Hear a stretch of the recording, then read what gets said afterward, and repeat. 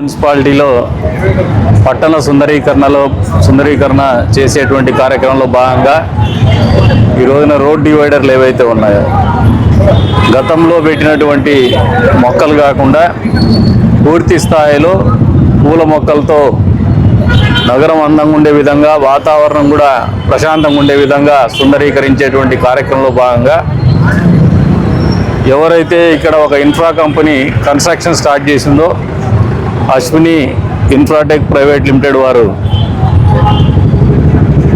ఈ సుందరీకరణలో మొక్కలు నాటుతాము, దాన్ని ఒక 6 నెలల పాటు మెయింటైన్ చేస్తాం, వాటి గ్రిల్ కూడా ప్రొవైడ్ చేస్తామని వచ్చినారో వారిని మనస్ఫూర్తిగా అభినందిస్తూ ఉన్నాము, ఆహ్వానిస్తూ ఉన్నాం.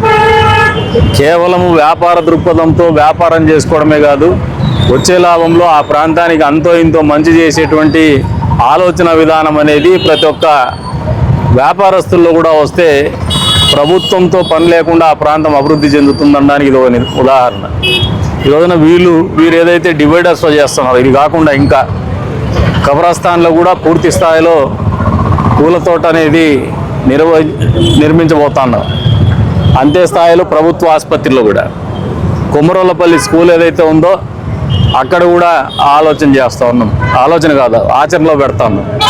ఇవన్నీ కూడా కొత్తగా ప్రజలకు, వచ్చే రాజకీయ నాయకులకు ఒక ఛాలెంజ్ ఇది. ఎందుకంటే మూసలో రాజకీయాలు లేకుండా మాకు సలహాలు ఇచ్చే వాళ్ళు కూడా నేర్చుకునే విధంగా అభివృద్ధి చేయమని మమ్మల్ని పదే పదే రాజకీయ విమర్శలు చేసే వాళ్లకు మేము నోటితో సమాధానం చెప్పదలుచుకోలేదు. రెండోది, రాజకీయాల్లో ఎవరైనా చేసిన తప్పులు చెప్పినప్పుడు వ్యంగ్యంగానే కనపడతాయి, మామూలే. దానికి భాష్యం వేరు, భాష వేరు.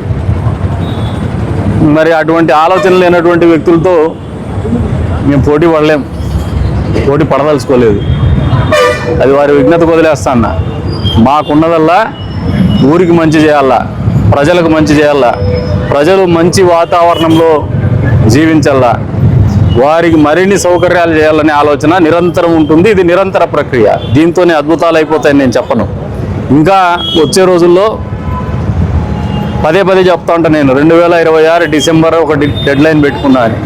100% మేము అనుకున్న కార్యక్రమాలు క్షేత్రస్థాయిలో అమలయ్యేటువంటి కార్యక్రమము డిసెంబర్ లోపల చేయదలుచుకున్నాం, చేస్తాం కూడా.